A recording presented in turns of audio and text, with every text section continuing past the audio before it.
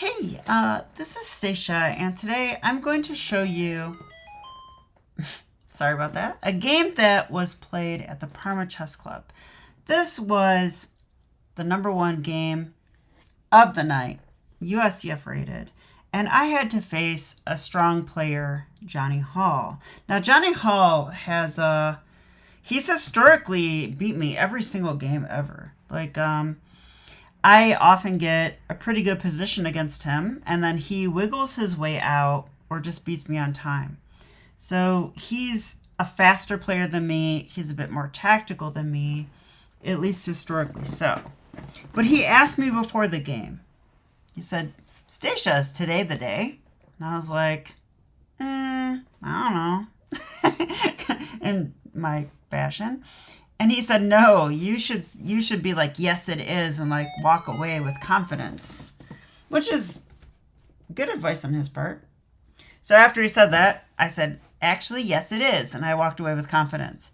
I stomped away, actually, comedically, but, almost the same thing. So anyway, we played, and I had the white pieces. So let's have a look at this game because this is one of my better games. So I hope that you're ready for it. I'm going to analyze without the engine because I'm about to meet with my new chess coach, Ben Ashami, who will analyze this game with me. Just to be clear, I'm not giving up Calvin Blocker at all. I always have two coaches. I have one coach that can analyze, a little more quickly, because when you meet up with Calvin Blocker, International Master Calvin Blocker, it's going to be a whole night. So I don't always have whole nights I can do. So we're going to go with this. And I'm sorry my phone's going off so much. I need to turn down it's getting obnoxious, so I'll just turn it down. Okay. I think that's pretty good. All right, let's get started, shall we? So no engine this game, because I don't want to ruin any analysis that is forthcoming with the engine. We're going to think for ourselves this game, okay? E4, C6, D4. So we have a Caro-Kann on board with D5, and of course I love to trade and play C4. This is called the pan of attack. Now, I'll tell you why I like this line against the Caro-Kann players. Because so many Caro-Kann players, they lack a lot of foundation, and they're used to their closed positions. And the pan of attack, after we trade and play C4, this is going to be a very open position. In fact, I'm inviting an isolated queen pawn position immediately. Like they could take here, right? This helps my bishop develop, so I don't recommend this. But, oh no, my pawn's isolated. Okay, but in return for that IQP, I've got my knights coming to very good squares. Oops. Maybe I could draw arrows correctly. That would be helpful. Like here, this bishop's open, this bishop's aimed at f7. I'm going to castle very quickly. Rook's coming to e1. The activity I have is going to at least make up for this possibly weak pawn in the endgame, right? We're not anywhere near the endgame. So this is why I like the pan of attack. So my opponent correctly played knight to f6, but I will tell you that if you have trouble against the Caro-Kann, a lot of them play here, which is already a mistake. You can just play queen b3 and immediately punish this if you want. Bishop f5 is one of those normal Caro-Kann moves that everyone blitzes out, but it's terrible here. They should not play this. Sometimes I play queen b3 immediately. Sometimes I wait for them to play e6 after the bishop comes, just to especially weaken the diagonal, and then we take and play check. Okay, but this is a theme in the pan of attack in general, where we take advantage of that light square diagonal. So let's have a look. He plays knight f6, knight c3. Okay, and now we have bishop to g4. Oh no, he's pinning me, right? So this is a move. It's a real move. So we're pinned, but now we can play for that same theme I was talking about. Instead of the bishop on f5, the bishop's on g4. threatening to take our knight. Now, and they're also, by the way, threatening to take, and, you know, take here, threatening the queen and winning a pawn. So, and then it would threaten a fork as well. So we would have to probably go queen d1 again. Even that position, I think, is probably fine, honestly, but because they're moving the same pieces too many times. But let's talk about what happened in the actual game. In the actual game, I played takes, and now queen b3. Now, why am I playing this? Well, first of all, I'm attacking the knight in the center, right? So if black wants to do this, I think I'm pretty happy because now it's not an IQP position. Now I have hanging pawns, which is sort of an upgrade from the IQP positions. And I now have bishop a3 available, which might be a good move. And I like this position. They also traded off their best piece. Like that knight was quite strong on d5, right, in the center. So after queen b3, they typically take on f3. And the main point of this is that I don't have time to now capture this because they will use that very bishop to recapture. It's a bit of a boomerang tactic. So after takes, we do have to take with a g-pawn, but this is not a misstep. This is all theory. I don't mind the double f-pawns at all anymore. The first time I started playing this line, I was like, what am I doing? Like, I was so confused. I don't feel that way at all anymore. I love this line now. And I think this game shows why. You're about to see why. So, okay, we take back with the pawn. We're still checking the knight. I think e6 is probably the best move. This is not what my opponent played, but I do believe it is theory. Because here I would take, right? And now the critical move is knight takes d4, which looks kind of good. Attacks this, threatens a fork. So that looks like, you know, it's pretty good stuff, right? But then we have this move. We check. We check. And what to do here, right? They would move their king here if they could, but, you know, that's illegal. So they pretty much have to capture this. And then, I mean, if you guys would take here immediately, you got to think more than that in chess, right? Like here, let's go here. This is a very nice finessing move. We check the king. If the queen blocks, we take the rook.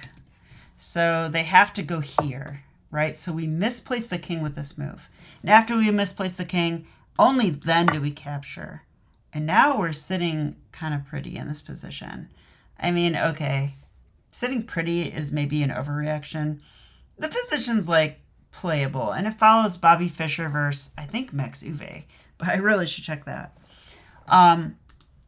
So this did not happen in the game, though, but I wanted to show the critical variation. Instead, what happened is he played knight to b6. Now, this is also a move. I've seen this in theory as well. And here, I really like this move, d5. Now, I have no idea if this is theory, and I'm not going to look. Like I said, I'm just showing you from my own mind because maybe I want to flex a little bit. No, actually, I'm not a flexer. No, honestly, I just don't want to.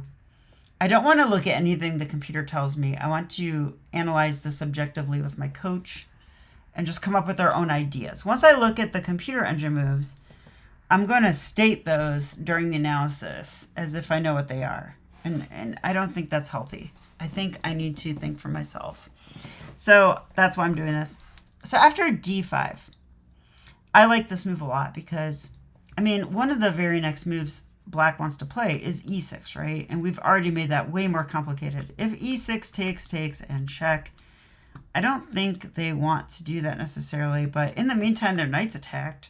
So, like, this d5 pawn push, which is also, I find it to be extra good because if you play isolated queen pawn positions, then you know there's two main plans. At least in my mind, there's two main plans. One main plan is to play very actively and attack the king side, and the other main plan is to push that isolated queen pawn and trade it off. So by pushing this pawn so early with tempo, I'm ensuring that I will be able to trade this off, right? Like, what is black going to do? Never play e6 or e5? Like, en passant exists, you know? And en passant is forced. Shout out to Jacoby Matt. So, I think d5 is just a strong move, honestly. He went here, which is what I expected. And now, I mean, the other move he could play, though, is this. And I have to say that on this, I would play queen d1, which looks like a retreating move. But this follows my rule, always retreat. And even though it looks like it's not a strong move, like we're just retreating our queen, like, oops, I shouldn't have went to b3. Let's go back home. No, that's not the case at all, right? Like, this knight is actually kind of trapped behind the white pawn. He cannot easily retreat, and he can't go here, really. I don't think that's going to work out. Yeah, this is just sort of awkward for black. The knight can't stay, and my queen is still extremely active here. My queen can pop back out in a number of places. Just imagine this pawn, you know, can come to f4 almost any time. So after d5, oops. After d5, he goes knight to e5. Okay, so what should we do? Now I kind of have to remember. Let's see. My idea was definitely check here. Yeah. And, okay, I'm just following the pan of attack, like, main middle game plan here. Like, when they traded off this bishop, okay, that was their light square bishop. That's very important because now that there's no bishop d7, right? Like, only ChatGPT now could play bishop d7. My opponent was not ChatGPT, and we were playing over the board, so definitely not.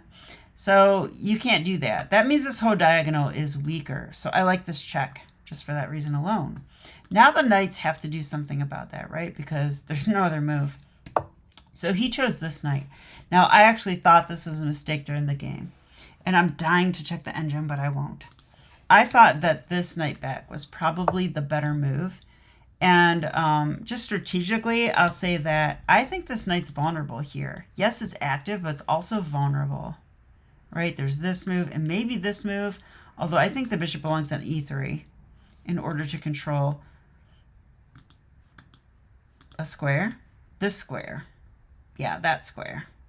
We want to control that square because the knight is going to end up on d7. And this knight could take on f3 at some point. And if it does, we also control this way. Okay, I just remembered I want to control squares. I don't think I explained that well, but okay. But he chose this knight. Okay, knight b to d7. Now, one problem, I mean, all right. I mean, when you play knight b6, I mean, okay, we have to just look. When he played knight b6, why did he play this move? I mean, one reason is you're saving your knight, but there's another reason. I'm attacking the knight and your pawn, right? Like, both of those are attacked. So you play knight b6 because it saves both of those things. So now, when we fast forward to the future and he takes with this knight, okay, well, one of the threats just opened back up, right? Like, I can now move this bishop and attack b7. I can take that. So this is definitely on my mind during the game. So I went knight e4, though, which to me is just a concrete move. Like, you have a pinned knight, I'm going to attack it again. And, you know, if I get this in, I will play f4, by the way. Kicking this knight out, if you want to check me, I don't care.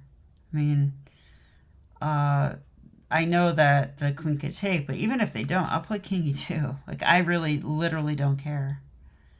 Maybe I should, because that's a move now. And that would fork the two things. Okay, anyway, let's ignore that. Okay, so, okay, I would see that if we went down that line, but, okay, I like knight to e4 because we just have a very clean threat. Rook c8 and bishop e3. Yeah, and another reason I like knight to e4 is that I actually defend the pawn here, right? Like, there's no knight takes f3 check. But then I calculated and I played bishop e3. So here's the thing. We can play the very natural looking move, bishop to f4, right? Like, why would we not play this move? This knight is actually not protected because there's a pin. So we're threatening to take the knight. Okay, but I thought here they could actually move the knight. That's what I thought. Or can they? Oh yeah, I thought they would go here. Knight g6. A little bit of a boomerang. They attack our bishop, which is hanging. That kind of like takes the initiative for black. Now they're going to have time to maybe untangle. I don't want them to. Actually, I don't believe it either, but why allow that? Why allow that? So I came up with a better move. Bishop to e3. I like this move better. Now I'm actually begging him to take an f3 check. Like go ahead and do this. I'll attack your knight. And where are you going to go? If you go here, I go here. That was the idea. I like this a lot. I know it looks like my king's weak, but like, where are the pieces to attack my king? They're all like on the back row, right? And pinned and stuff. Like, it feels like, not only that, but king e2 just connected my rooks. My rooks are actually ready to come in. I feel like white is just like dominating here. So I like bishop e3, and my opponent, you know, he's 1900, so he's not going to just, you know, take stuff. So he played a6, attacking my bishop. Bishop e2, okay. This follows my rule, always retreat. Now, are we retreating? Is my bishop now terrible on e2? I would argue no. My bishop's quite active here. Okay, my bishop has like these diagonals. I can play f4 at any moment. There's nothing stopping me from playing f4 to open up the bishop. And by the way, I am protecting that pawn. So now they can't even take that pawn. So I think bishop e2 is a good move. b5. Oh yeah, and I was making a threat of queen takes b7. But I mentioned that earlier. So b5, and I played a4. I like this move too. I'm just following chess foundation principles, which say that if you have a more active position and you're better developed, then you should open the position further, or open the position in general. Well, last time I checked, I'm one move away from castling or playing even like king d2, and my rooks would be connected. My queen's active. My knight is great. My bishops are actually not that bad. They're actually developed and looking good. And if you compare this to the black position, there's no contest, right? This queen can barely move. This rook, okay, the rook's maybe okay, but it blocks in everything else. This bishop hasn't moved and can't move. This rook can't move. Black is not castling, not without like 2 or 3 free moves, 3 actually. So we want to open the position. So boom, a4. This is the idea. How does this open the position? Well, if you attack pawns and then you take them, you know, then the pawns disappear and the position's more open. And specifically, you know, say they just do nothing. Okay, just for fun. Okay, I will take, and take. Okay, now my bishop's definitely active, repinning, and my rook's also active. So white is killing it here, in my opinion. So I'm going to see what the engine says. I think it's going to say +4. It says +6. Okay, I hate you, Stockfish. All right, anyway, I'm not going to turn it back on. Okay, I might, but only for a specific question. So a4, and he played f5, lashing out. Now, I'm pretty sure my opponent didn't want to play f5. I'm pretty sure that they were like, okay, I've got to mix up the position because I'm losing. I'm pretty sure that's what he was doing here. But f5, to me, is like a big mistake. I didn't put my knight on e4 without a plan on what to do against f5. My plan was knight g5. I mean, I can now come into the e6 square. And, you know, that is not exactly where you want a white knight to be if you're playing black. So he goes h6 and forces me in, but then plays queen a5 check.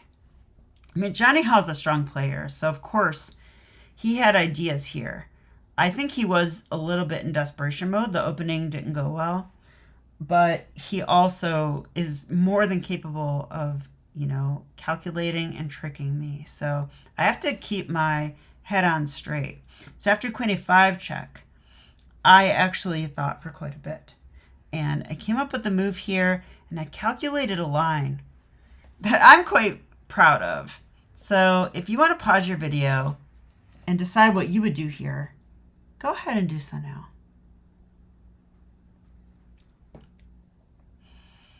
Okay, I'm going to show you what I was thinking. And let's see if you caught the same things. I want to play this move, right? I want to go bishop d2. But there's a little bit of a problem with this move. One problem could be b4. And the other problem could be pawn takes a4, which counterchecks my queen. Now, I was mainly thinking about b4 here, and I thought, if that happens,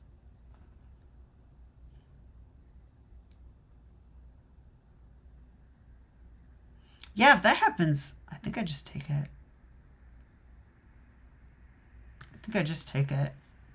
So they're going to have to take the pawn. Okay. And now the same thing I was calculating applied here. So it's white to move. What would you do? Well, I was calculating this. I was calculating rook takes a4. Okay, but if you're going to play this move, you definitely have to see this, right? This bishop is pinned. So there's rook c1 check. All right, now if we block with our queen, we lose our queen. You got to play here, bishop d1. All right, so on bishop d1,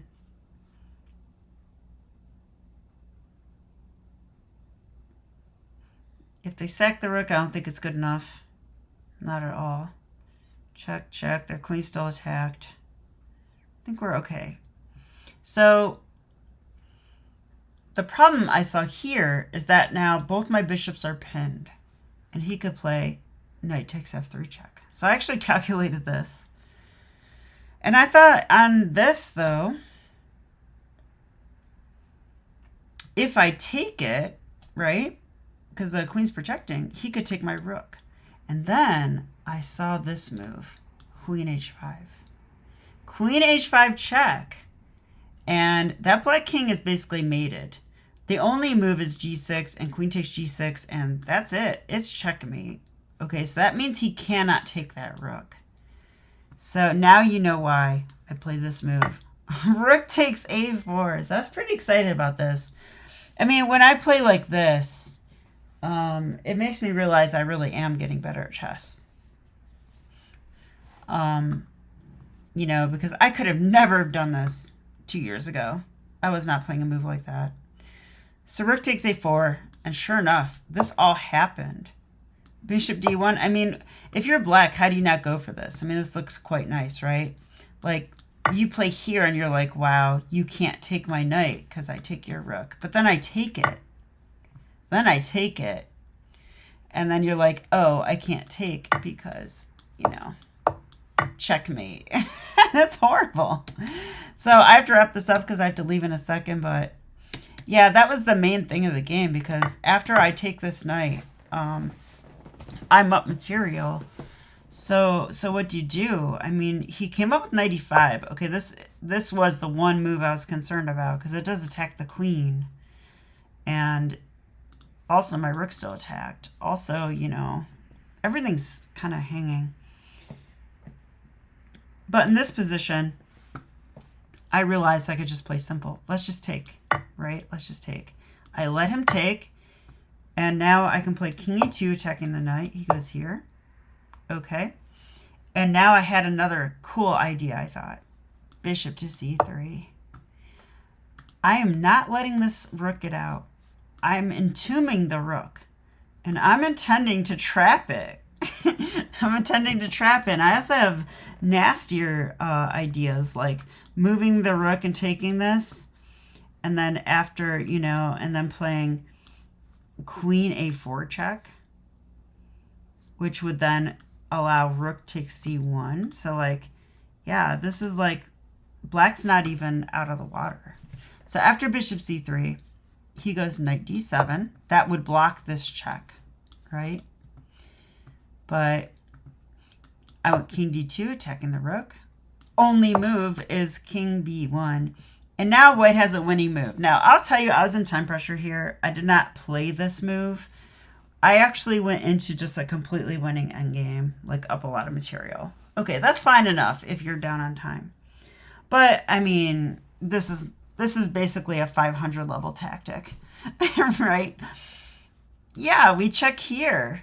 What's wrong with this? Bishop h5 check. Bishop h5 check. And by the way, not only are we winning the rook, but it's just me. That's just sick, isn't it? So that was my game against Johnny Hall. First time I ever got a win against him.